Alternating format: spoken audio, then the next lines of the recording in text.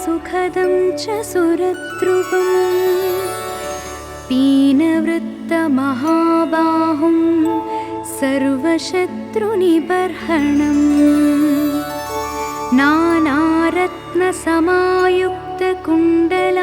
नानारत्नसमायुक्तकुण्डलादिविभूषितं सर्वदाभीष्टदातारं सतां वै दृढमाहवे वासिनं चक्रतीर्थस्य दक्षिणस्थगिरौ सदा तुङ्गाम्भोदितरङ्गस्य वातेन परिशोभिते नानादेशागतैः सद्भिः सेव्यमानं नृपोत्तमैः धूपदीपादिनैवेद्यैः पञ्चखाद्यैश्च शक्तितः भजामि श्रीहनुमन्तं हेमकान्तिसमप्रभं व्यासतीर्थयतीन्द्रेण पूजितं प्रणिधानतः त्रिवारं यः पठेन्नित्यं स्तोत्रं भक्त्या द्विजोत्तमः वाञ्छितं लभतेऽभीष्टं षण्मासाभ्यन्तरे खलु पुत्रार्थी लभते पुत्रं यशोर्थी लभते यशः विद्यार्थी लभते विद्यां धनार्थी लभते धनम् सर्वधा मास्तु सन्देहो हरिः साक्षी जगत्पतिः यः करोत्यत्र सन्देहं स याति निरयं ध्रुवम्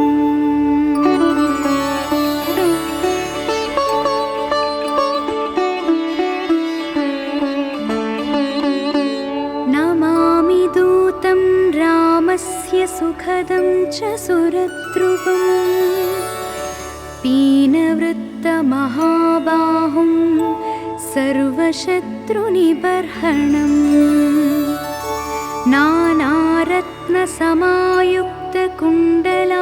नानारत्नसमायुक्तकुण्डलादिविभूषितं सर्वदाभीष्टदातारं सतां वै दृढमाहवे वासिनं चक्रतीर्थस्य दक्षिणस्थगिरौ सदा तुङ्गाम्भोदितरङ्गस्य वातेन परिशोभिते नानादेशागतैः सद्भिः सेव्यमानं नृपोत्तमैः धूपदीपादिनैवेद्यैः पञ्चखाद्यैश्च शक्तितः भजामि श्रीहनुमन्तं हेमकान्तिसमप्रभं व्यासतीर्थयतीन्द्रेण पूजितं प्रणिधानतः त्रिवारं यः पठेन्नित्यं स्तोत्रं भक्त्या द्विजोत्तमः वाञ्छितं लभतेऽभीष्टं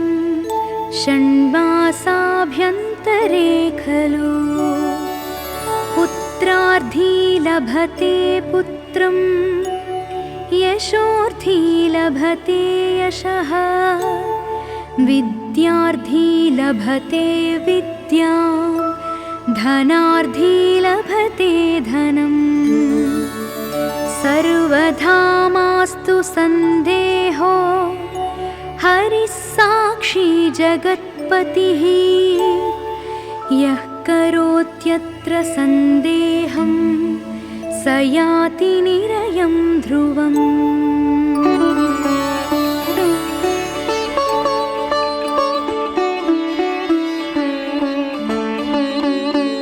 नमामि दूतं रामस्य रामस्य सुखदं च सुरद्रुवम् पीनवृत्तमहाबाहुं सर्वशत्रुनिबर्हणम् नानारत्नसमायुक्तकुण्डलादिविभूषितं सर्वदाभीष्टदातारं सतां वै दृढमाहवे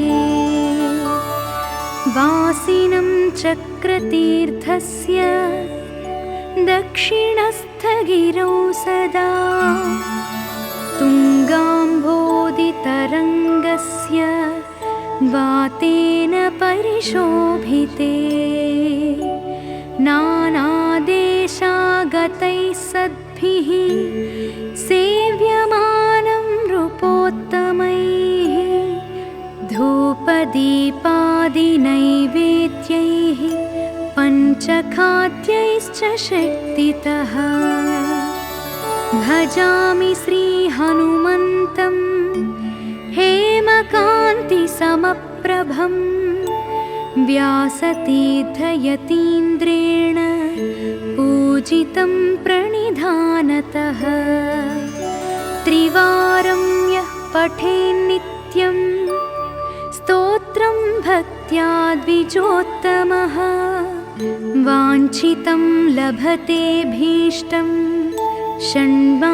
षण्मासाभ्यन्तरे खलु पुत्रार्थी लभते पुत्रं यशोर्थी लभते यशः विद्यार्थी लभते विद्यां धनार्थी लभते धनम् सर्वधा मास्तु सन्देहो हरिः साक्षी जगत्पतिः यः करोत्यत्र सन्देहं स याति निरयं ध्रुवम्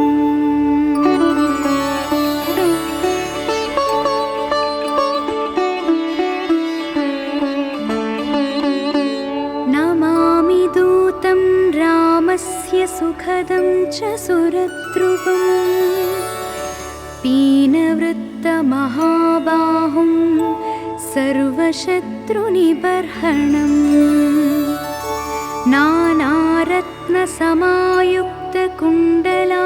नानारत्नसमायुक्तकुण्डलादिविभूषितं सर्वदाभीष्टदातारं सतां वै दृढमाहवे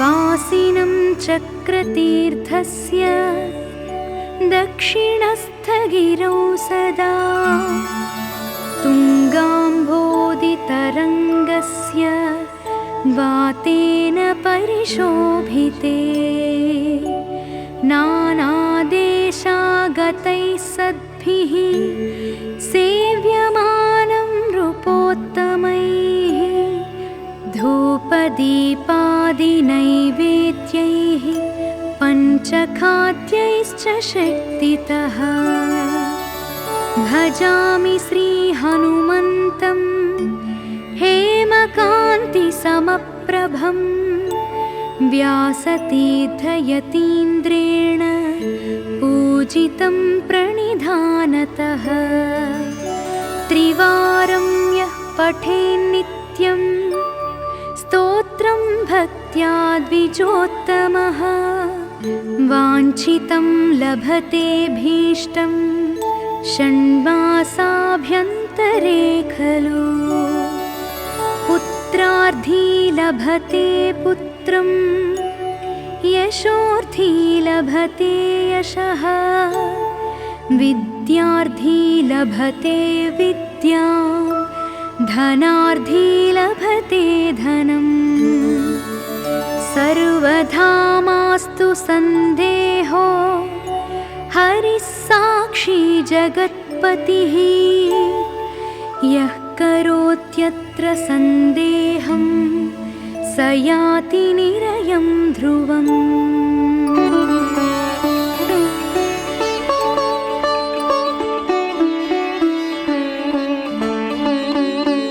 नमामि दूतं रामस्य सुखदं च सुरद्रुवम् पीनवृत्तमहाबाहुं सर्वशत्रुनिबर्हणम् नानारत्नसमायुक्तकुण्डलादिविभूषितं सर्वदाभीष्टदातारं सतां वै दृढमाहवे वासिनं चक्रतीर्थस्य दक्षिणस्थगिरौ सदा तुङ्गाम्भोदितरङ्गस्य वातेन परिशोभिते नानादेशागतैः सद्भिः सेव्यमानं नृपोत्तमैः धूपदीपादिनैवेद्यैः पञ्चखाद्यैश्च शक्तितः भजामि श्रीहनुमन्तं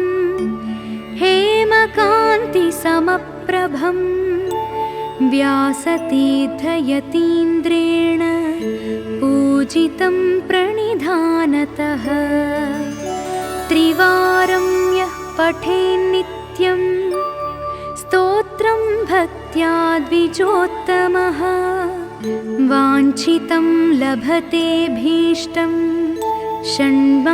षण्मासाभ्यन्तरे खलु पुत्रार्थी लभते पुत्रं यशोर्थी लभते यशः विद्यार्थी लभते विद्यां धनार्थी लभते धनम् सर्वधा मास्तु सन्देहो हरिः साक्षी जगत्पतिः यः करोत्यत्र सन्देहं स याति निरयं ध्रुवम्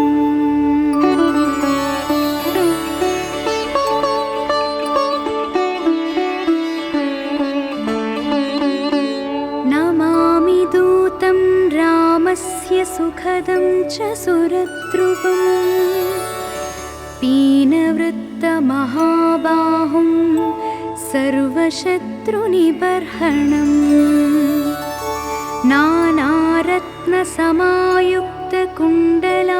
नानारत्नसमायुक्तकुण्डलादिविभूषितं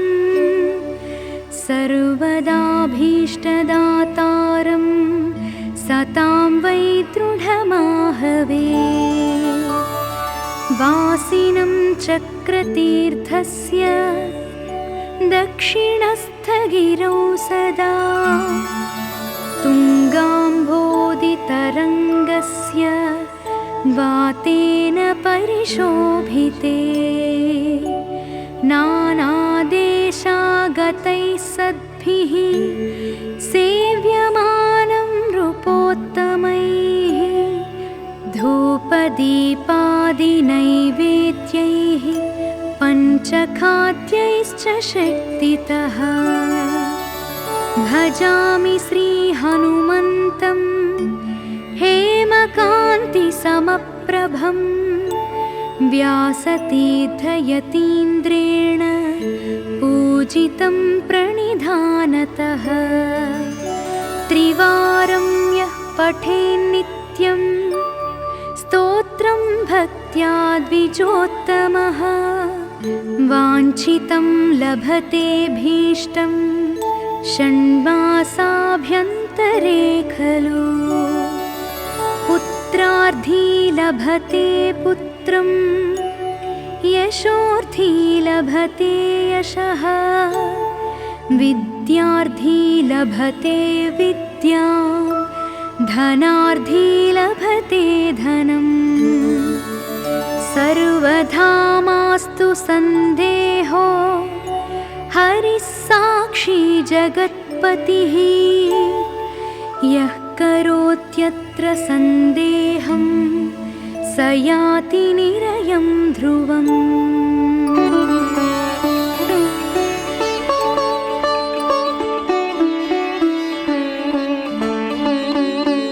नमामि दूतं रामस्य सुखदं च सुरद्रुवम् पीनवृत्तमहाबाहुं सर्वशत्रुनिबर्हणम्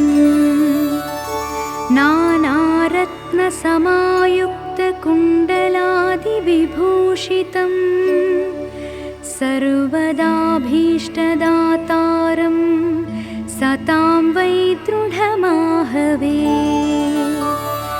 वासिनं चक्रतीर्थस्य दक्षिणस्थगिरौ सदा तुङ्गाम्भोदितरङ्गस्य वातेन परिशोभिते नानादेशागतैः सद्भिः सेव्यमानं नृपोत्तमैः धूपदीपादिनैवेद्यैः पञ्चखाद्यैश्च शक्तितः भजामि श्रीहनुमन्तं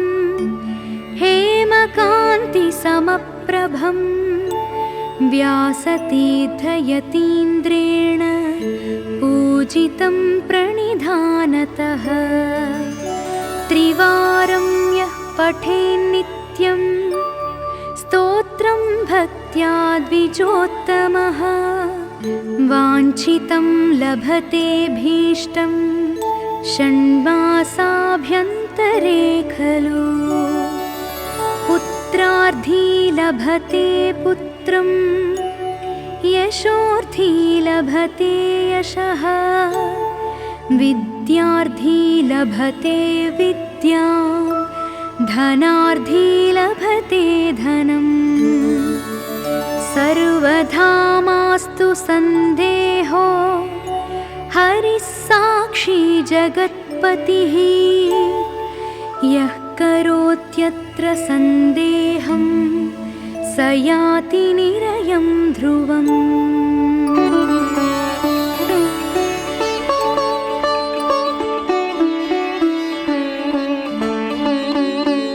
नमामि दूतं रामस्य सुखदं च सुरद्रुवम् पीनवृत्तमहाबाहुं सर्वशत्रुनिबर्हणम्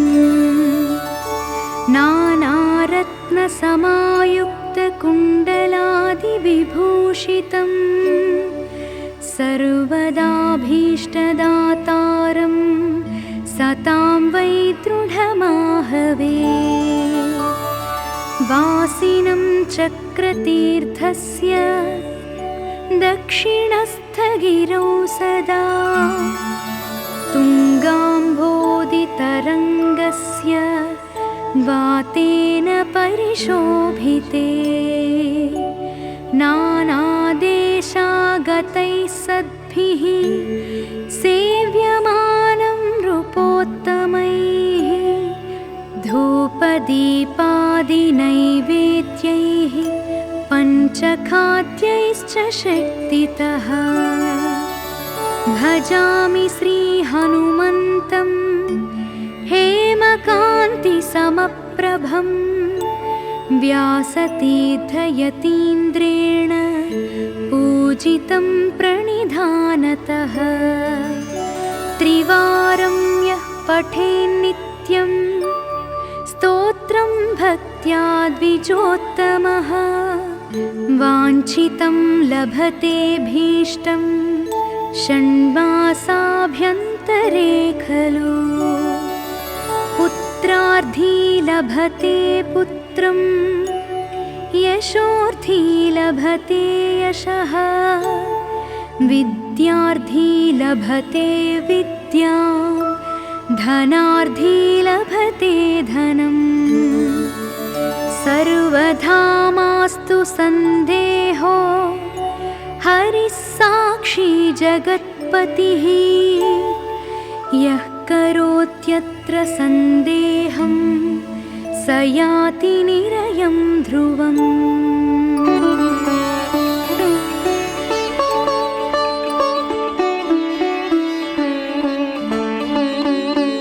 नमामि दूतं रामस्य सुखदं च सुरद्रुवम् पीनवृत्तमहाबाहुं सर्वशत्रुनिबर्हणम् नानारत्नसमायुक्तकुण्डलादिविभूषितं सर्वदाभीष्टदातारं सतां वै दृढमाहवे। वासिनं चक्रतीर्थस्य दक्षिणस्थगिरौ सदा तुङ्गाम्भोदितरङ्गस्य वातेन परिशोभिते। नानादेशागतैः सद्भिः सेव्यमानं नृपोत्तमैः धूपदीपादिनैवेद्यैः पञ्चखाद्यैश्च शक्तितः। भजामि श्रीहनुमन्तं हेमकान्तिसमप्रभं व्यासतीर्थयतीन्द्रेण पूजितं प्रणिधानतः। त्रिवारं यः पठेन्नित्यं स्तोत्रं भक्त्या द्विजोत्तमः वाञ्छितं लभतेऽभीष्टं षण्मासाभ्यन्तरे खलु।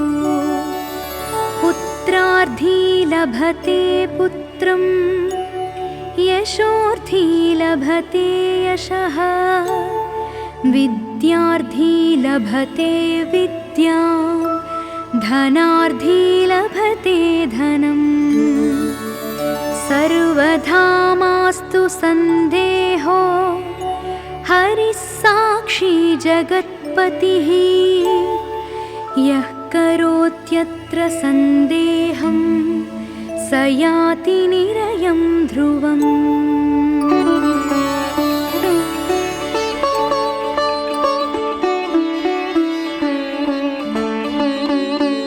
नमामि दूतं रामस्य सुखदं च सुरद्रुवम् पीनवृत्तमहाबाहुं सर्वशत्रुनिबर्हणम्।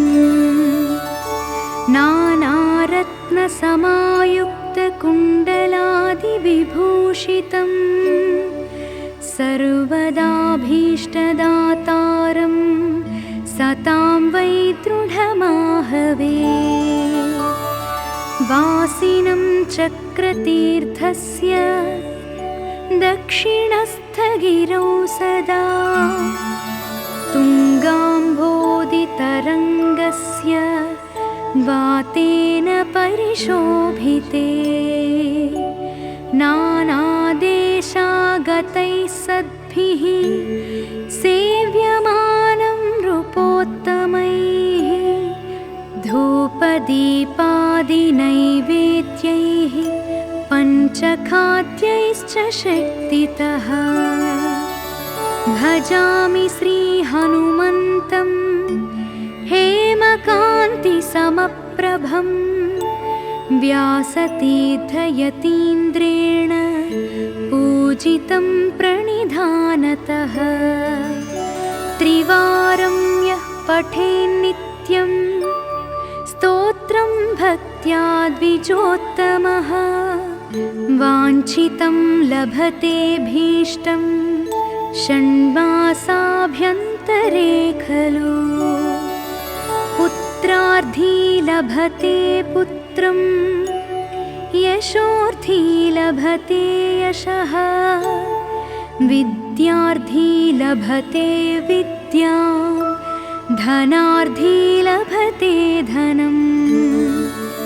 सर्वधा मास्तु सन्देहो हरिः साक्षी जगत्पतिः यः करोत्यत्र सन्देहं स याति निरयं ध्रुवम्।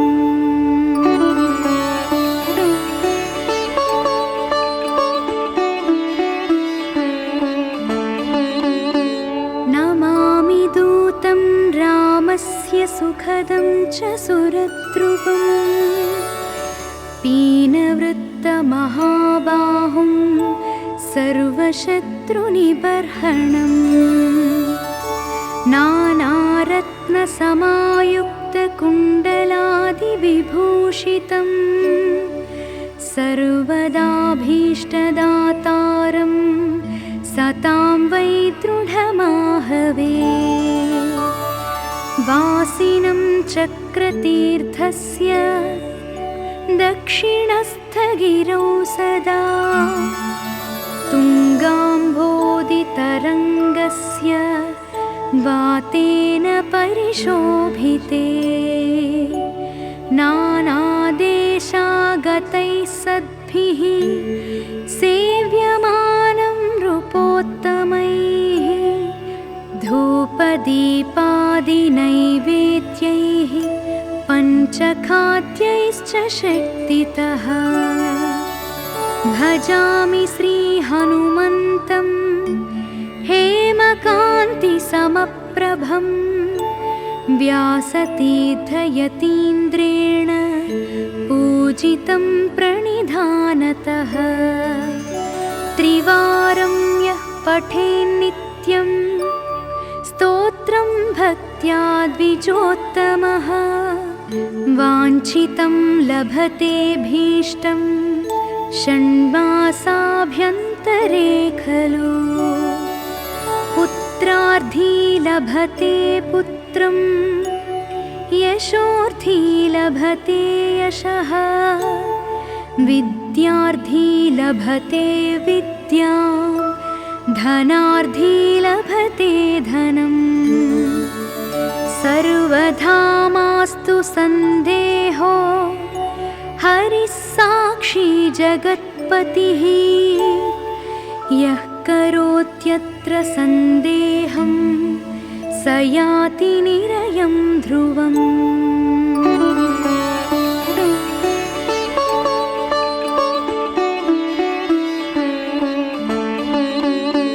नमामि दूतं रामस्य सुखदं च सुरद्रुवम् पीनवृत्तमहाबाहुं सर्वशत्रुनिबर्हणम्। नानारत्नसमायुक्तकुण्डलादिविभूषितं सर्वदाभीष्टदातारं सतां वै दृढमाहवे। वासिनं चक्रतीर्थस्य दक्षिणस्थगिरौ सदा तुङ्गाम्भोदितरङ्गस्य वातेन परिशोभिते। नानादेशागतैः सद्भिः सेव्यमानं नृपोत्तमैः धूपदीपादिनैवेद्यैः पञ्चखाद्यैश्च शक्तितः। भजामि श्रीहनुमन्तं हेमकान्तिसमप्रभं व्यासतीर्थयतीन्द्रेण पूजितं प्रणिधानतः। त्रिवारं यः पठेन्नित्यं स्तोत्रं भक्त्या द्विजोत्तमः वाञ्छितं लभतेऽभीष्टं षण्मासाभ्यन्तरे खलु। पुत्रार्थी लभते पुत्रं यशोर्थी लभते यशः विद्यार्थी लभते विद्यां धनार्थी लभते धनम्। सर्वथा मास्तु सन्देहो हरिः साक्षी जगत्पतिः यः करोत्यत्र सन्देहं स याति निरयं ध्रुवम्।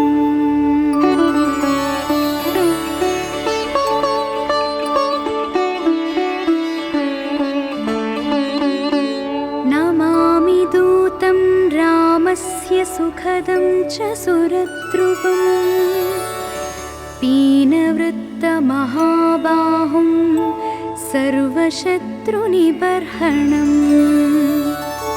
नानारत्नसमायुक्तकुण्डलादिविभूषितं सर्वदाभीष्टदातारं सतां वै दृढमाहवे। वासिनं चक्रतीर्थस्य दक्षिणस्थगिरौ सदा तुङ्गाम्भोदितरङ्गस्य वातेन परिशोभिते। नानादेशागतैः सद्भिः सेव्यमानं नृपोत्तमैः धूपदीपादिनैवेद्यैः पञ्चखाद्यैश्च शक्तितः। भजामि श्रीहनुमन्तं हेमकान्तिसमप्रभं व्यासतीर्थयतीन्द्रेण पूजितं प्रणिधानतः।